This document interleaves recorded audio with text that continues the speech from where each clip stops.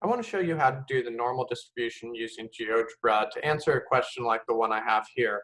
IQ scores are normally distributed with an average of 100 and a standard deviation of 15.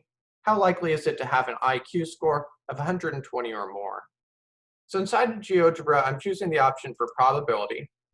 And then by default, it's going to drop you into the normal distribution, which is pretty nice. I can choose if I want this thing to be shaded to the left, shaded in the middle, or shaded to the right, whatever your problem happens to be about. Now, if you leave this mu as a 0 and the sigma as a 1, this is going to look up z-scores for you when you're typing in the numbers below.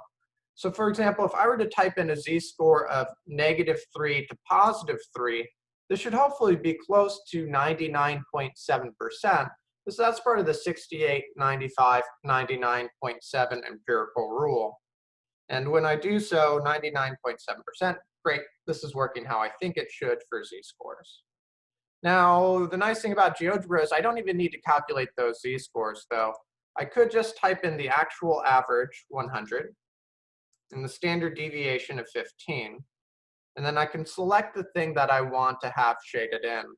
So for example, on this problem, I want 120 or more. So I'm going to look at the or more option.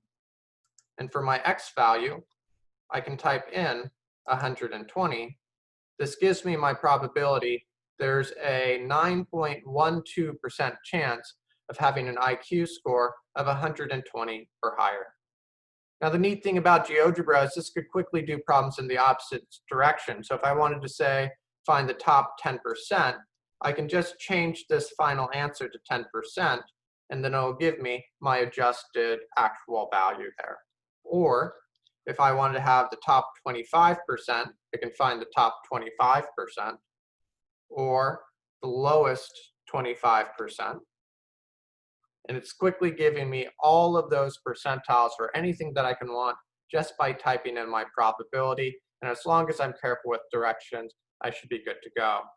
I would strongly encourage you to always calculate your z-scores, though, because this is going to give you an idea of the relative standing and if something is usual or unusual.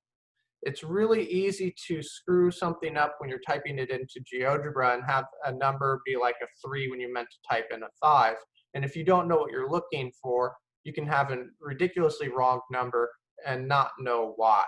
So again, I strongly recommend finding z-scores by doing value minus center over standard deviation to give you an idea of how many tick marks away from the center your given value should be.